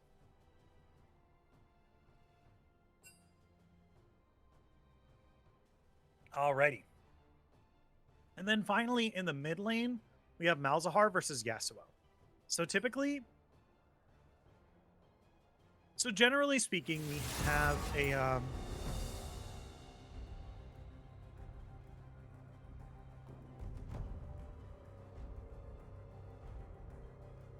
alrighty, so now we go. hopefully this time it's mixed up as well. So, taking a look at the rest of the picks here, mid lane is Yasuo versus Malzahar. Now, typically speaking, and generally speaking, ranged have a better matchup into melee. Not a problem. Just typically speaking, ranged versus melee is going to favor the ranged champion most of the time. Now, Yasuo is one of the cases where it doesn't. Yasuo has a few things that allows him to trade almost evenly with ranged champions pretty typically. He has these good burst windows where he can dash through enemy minions, get into Malzahar's face, do a couple auto attacks, and then leave. Right? And the other thing is that once he gets to level 2, level 3, he's able to use the wind wall as well in order to make sure that he can survive some longer trades as well. Now, it gets a little bit muddy because we get into the minutia of, okay, well, Malzahar doesn't really have a lot of ranged attacks that are blocked by the wind wall, right? Malzahar doesn't really, like, Malzahar will put the dot on you and then summon the minions, and the minions will attack you, right? That's not really going to be blocked by the wind wall, right? There's not going to be a lot that Malzahar can do that's really going to be affected by the wind wall outside of auto attacks. But the other thing comes into play is that Yasuo will have to play similarly to a Tryndamere. Now, granted, Yasuo won't have as much survivability as a Tryndamere does until he has a Vamp Scepter under his belt.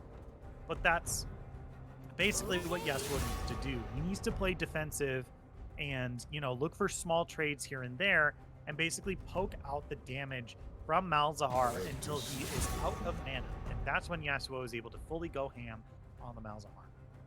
So there'll probably be some fighting by Temtem onto Hellblaze. We even saw that with Swain as well, even pre-6. So we'll probably see that with Temtem in the mid lane. But he's going to have to capitalize on the time that he has over Malzahar in this group. But this is definitely going to be, we're going to have to take a look at this early game here. Because once again, Banana Brawlers really ran away with the early game in that last game. If they just weren't able to truly capitalize on that time. They were able to get a couple dragons. They were able to get a Rift Herald as well.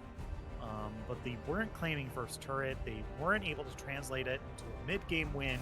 And then slowly but surely, ZMG Venom worked their way back into the game.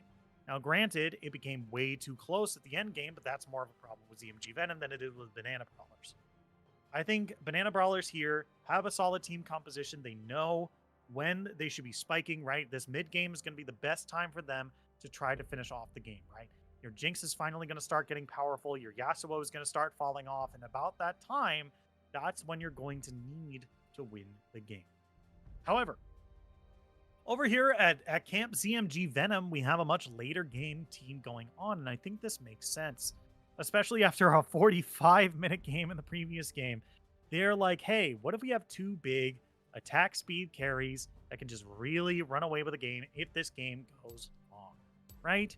And on top of that, Ornn is going to be able to support a longer game with those ornaments as well. So the longer this game goes on, the better chance ZMG Venom has of closing out the game. Because once again, Yasuo is going to fall off pretty hard as this game goes on, right? Diana will probably fall off as well, right? Probably less so than Yasuo, but as this game goes on, Diana, once again, she's going to be going into the Sunfire Cape build. The Sunfire Cape Nashor's Tooth build. So this is going to be a build that doesn't really scale as well into the late game as you'd like. Shen is going to be pretty powerful as later this game goes on, but really only as a modem to protect Jinx. If this game goes late, the only thing Banana Brawlers really has is a split-pushing Shen and a Jinx, right? That's going to be their best tools for a late game. Whereas ZMG Venom, they've got a Yi, they've got a Tristana, they've got a Maokai, they've got Ornn, they've got Malzahar. Literally every single one of their teammates here is going to do well with a bunch of items in their pocket and a whole bunch of gold in the lead. So, ZMG Venom, looking for this game to go long. Hopefully, for the sake of my voice, it does not go to another 50-minute game. Also, can I note that ZMG Venom was like, "Oh yeah, you're casting solo today," and then jokingly went, "Don't worry, we'll just do 50. We'll just do 5 games, all of them going to 50 minutes." And we already had one game go to about 50 minutes. And I swear to God, if we go to game 5 and all of them are 50 minutes, I'm gonna be a very unhappy camper.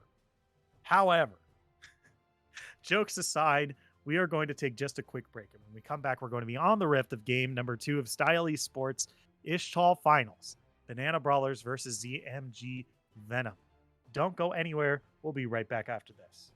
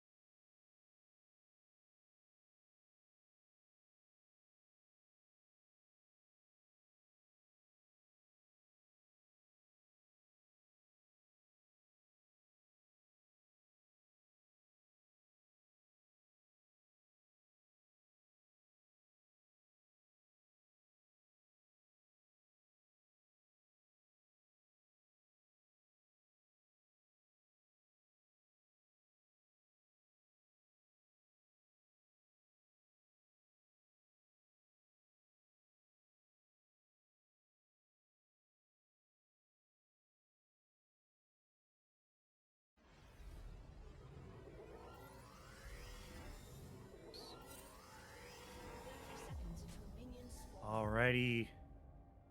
Welcome back, everyone, to Style Esports. My name is Shinkari. Welcome in, everybody. We are in game number 2 of. God, okay. Scoreboard toggle. Let's see if it works this time. Whether everything is reversed. Minions have spawned. Hold on.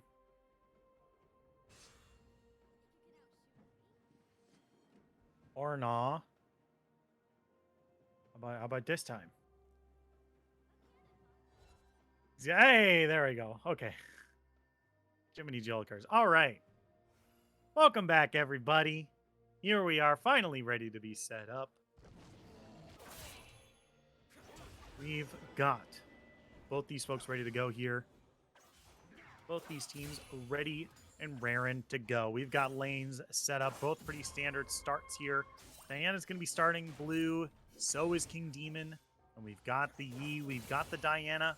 Rengoku still not showing off that Flame Blade this time. But you know what? They got a Moon Blade. So that's like kind of close to a sun, to like a fire sword if you think about it. It's not. It's not. Never mind. Forget it. I was going to say, like, the moon reflects the sun, and the sun does fire things, and it's not. Regardless, here we are. We're on the Rift. We're again ready to get this game underway here. Craft Reflect already taking a bit of damage here is, once again, this is, really good hook by Arisen Valkyrie here. Zark 100 going to have to hop away here. Ignite is ticking, taken real low. Arisen Valkyrie is going to go down. First blood goes over to Marty. I'm scared. The Case is looking for a little bit more here. Going to be able to get some good damage here, but finally everyone is able to back away. So many summoners spent on the bottom half of the map there. Marty, I'm scared, going to walk away with the only amount of things left there. Temtem, Hellblaze, dueling a bit in the mid, and this is exactly what we were talking about. Temtem still able to duke it out with Hellblaze in the mid lane here. First blood for Marty, I'm scared. Graph Reflect up here.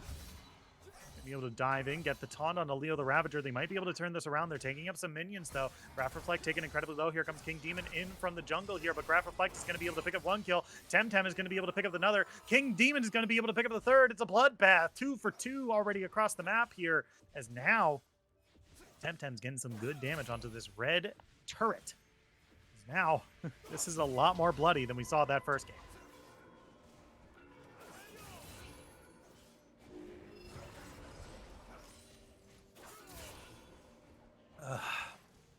Yeah. I wonder if Hellblaze goes for an early Seeker's Arm Guard here.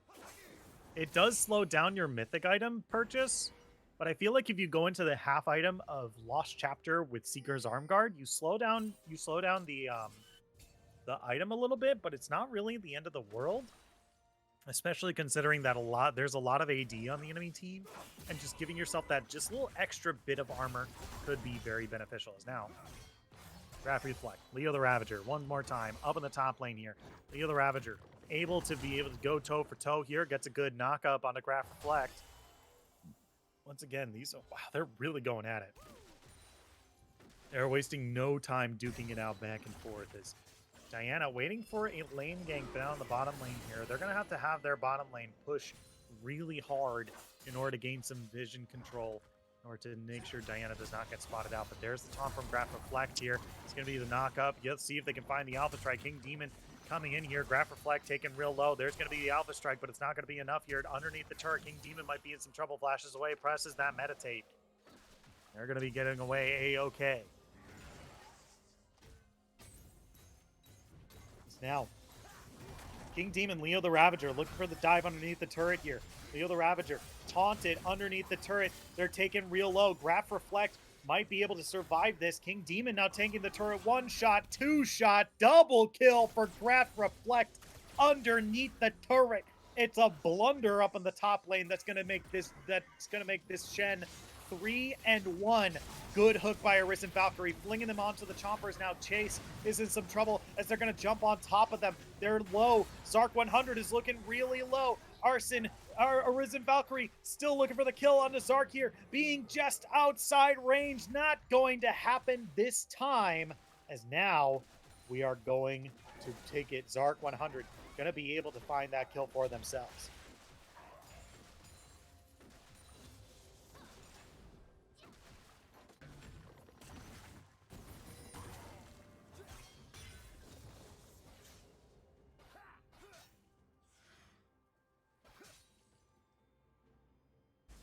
Okay. There we go. Awesome possum. That was the one thing I was missing. Thank you, everybody. Alrighty. Alrighty. Here we are, 6 minutes in, 4-4. Gold in the lead of the red team thanks to a decent chunk of farming on their side. But that's really all they've got right at this point is Graph Reflect. Might be fed, but hasn't really cashed in a lot of that gold yet and playing with fire a whole lot. Temtem in the mid lane, however, flexing their muscles as much as they can against Hellblaze, wasting no time, doing as much as they can here. As Graph Reflect, that back has been interrupted. Leo the Ravager might be able to turn this around here. Finally going to back away.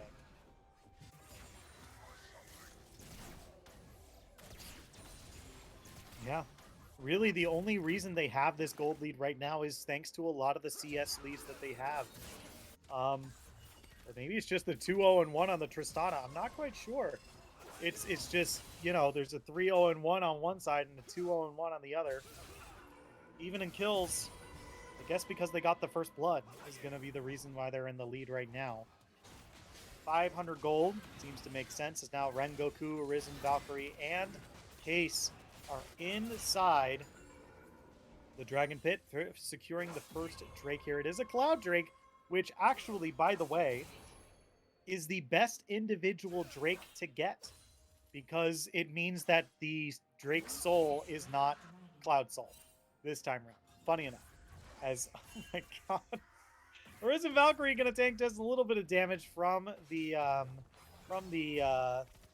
saplings in the bush there. Not going to do a whole lot because that's a shoulder guard instead of a relic shield. Marty, I'm scared, not going to be able to do a whole lot of damage with that.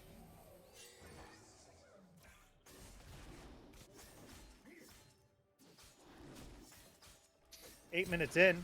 Rengoku and Temtem looking for King Demon here. There's a good starfall with, and that's it to follow up. That's giving the Meditate to try to keep alive for a little bit longer, but not going to be able to save them this time as Temtem finds the kill on the King Demon inside the jungle. There's that last breath Moonfall combo we were talking about, as that is such a huge win for Diana right there. Not going to go pick up the Krugs, but is going to go and take away this early game, the first Rift Herald of the map here.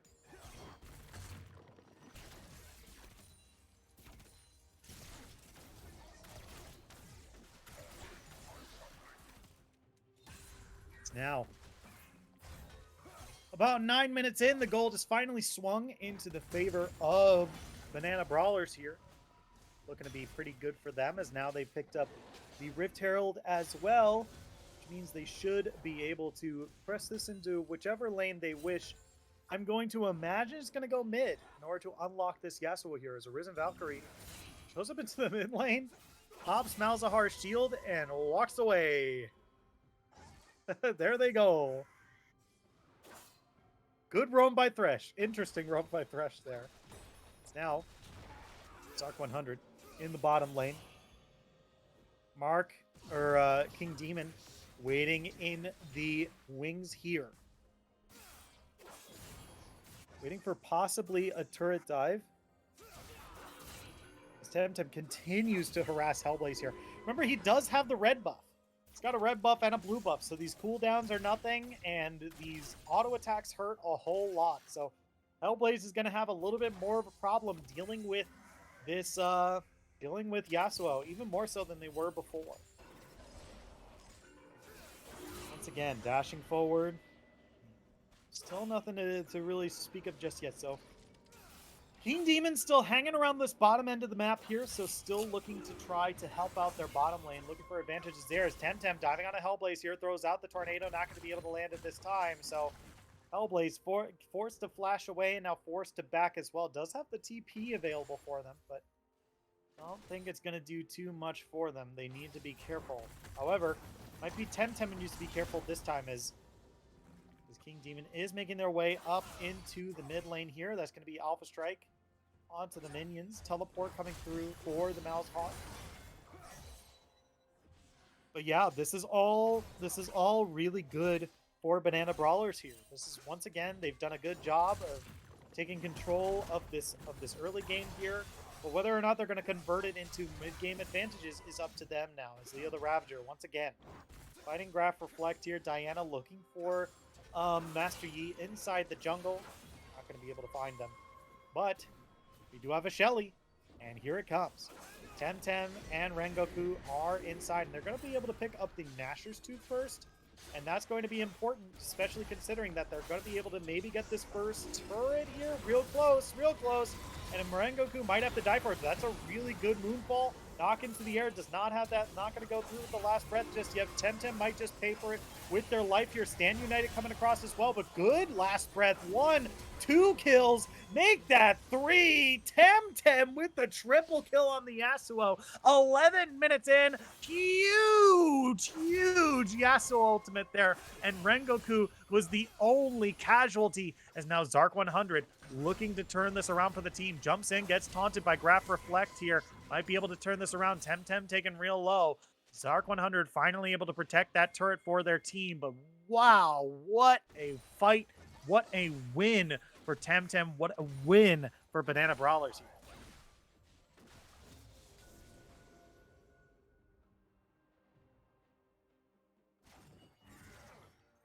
Dragon spawning in about 20 seconds here.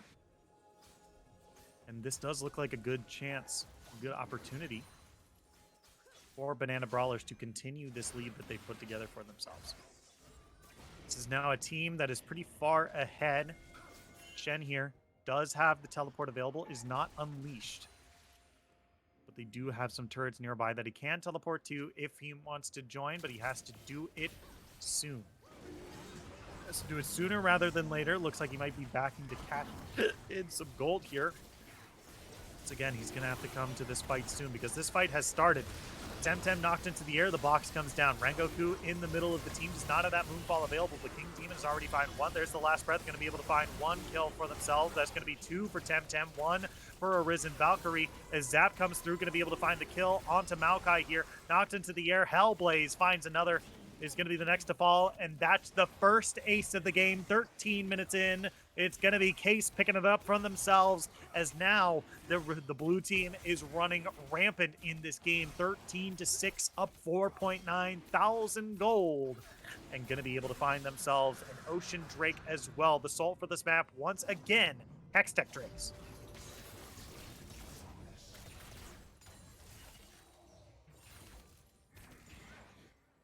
Really impressive showing by Banana Brawlers at this stage of the game, but this is when they're most powerful. They need to continue this lead for themselves here and make sure that they can continue this, because the big question is whether or not they can continue this lead. If we remember the previous game, you know, ZMG Venom was able to turn it around. They have called themselves the comeback kings, and if this is what they've shown off to be, then, you know, maybe this is a game where they start to come back. You know, they've been down close to 3,000 gold, but they haven't been down, you know, 6,000.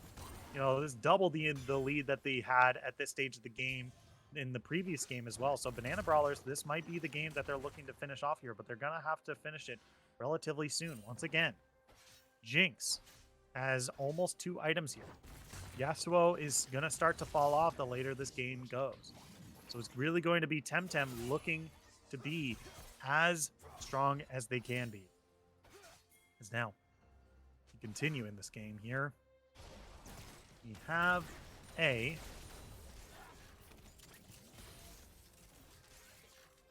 now we have the Rift Herald spawning, and the blue team already ready to go and answering.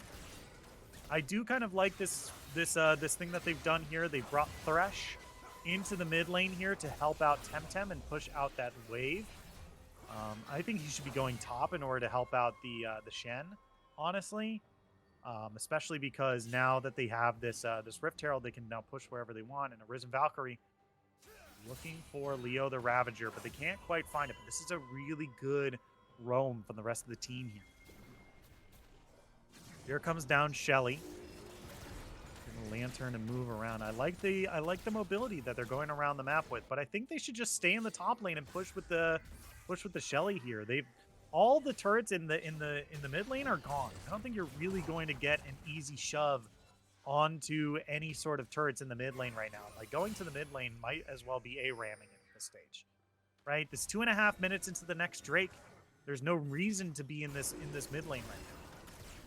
Maybe if you were going bottom lane, like, I'd agree with it, but like, you popped the Shelly top lane and you didn't get a turret because you didn't have the team to support it.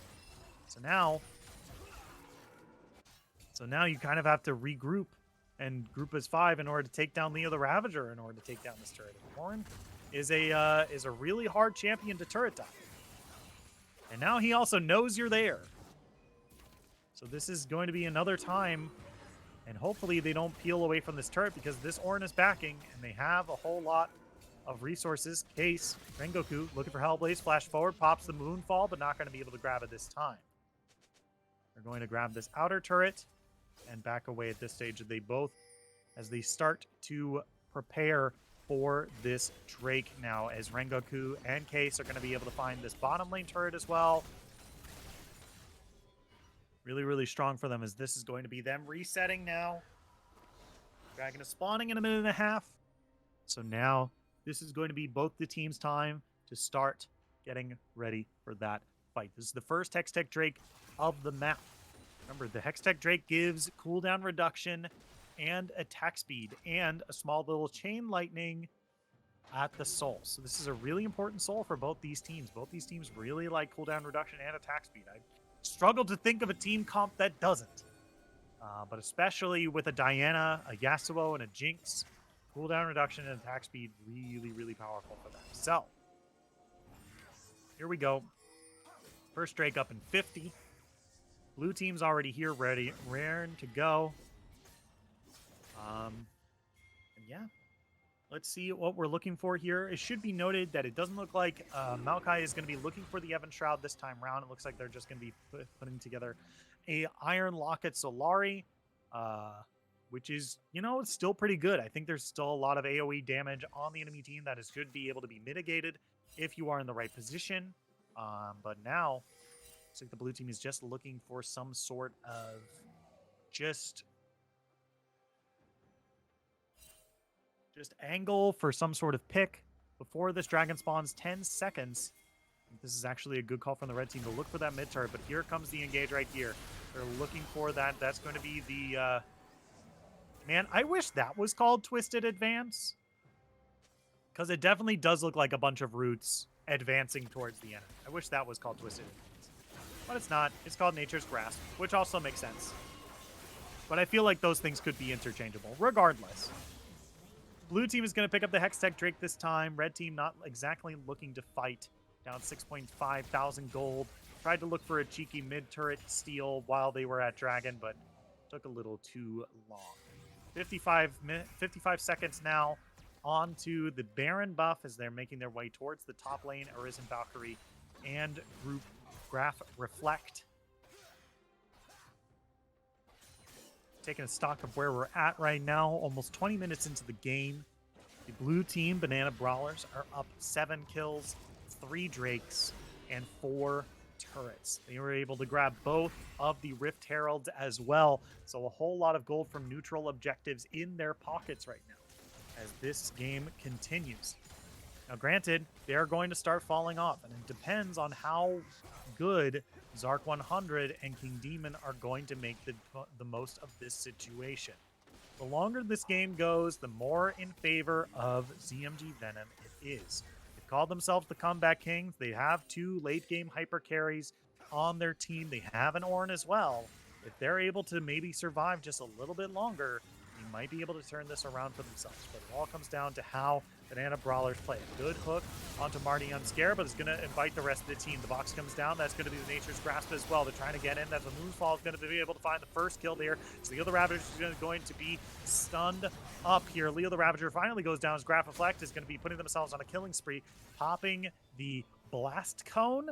The team now makes their way over to the Baron, as now, yeah, they're going to start it up. Here's the cheeky 20-minute Baron. Their whole team is there. King Demon has been able to steal win these smite fights before. Rengoku, oh, blue team secures it here. They're going to be able to find King Demon as well. This is a really good time, up nearly 10,000 gold now with the Baron buff as well. This is a really good time for Banana Brawlers to push.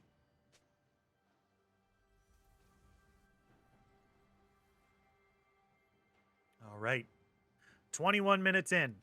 We are looking at this push from Banana Brawlers here. They've got a good split going on. We've got 2 in the mid, 1 top with the Yasuo. This is a really good split here, making a good work of this Baron buff right here, as Diana is making her way into the bottom lane here. Really interesting that they're deciding to choose to bring Graph Reflect into the mid lane instead of going into the bottom lane here. Here we go. Temtem here, trying to force off Leo the Ravager here. Wasn't really given an opportunity to get to that level 13 and start making those enhanced items for his team. Also important to note that King Demon didn't go for a mythic item just yet, and they've mostly been sitting on this Blade of the Rune King. While that is still an incredibly good item for Master Yi and a pretty standard build as well, it should be noted that they do have a Rage Knife in the inventory right now, which means they are going to be getting a Ginsu's Rage Blade as their next item, as opposed to a Kraken Slayer, which is typically the item that they look for here. You know, there's also every single time, like, I know the damage isn't there, and you know, it's just a little bit more consistent, but Hellblaze might be in some trouble. Okay. But I always feel like Duskblade of Drakthar is just such an infuriating item to build on Master Yi. So, like, there's a part of me that wants to see it be built, but another part of me that knows it's not optimal. All right. We've got to push onto this bottom tier 2 turret here. Goes down very quickly thanks to all the attack speed on the Banana Brawlers here. As this game continues, 23 minutes in, and not letting off the brakes anytime soon. About 40 seconds in to this next Drake here.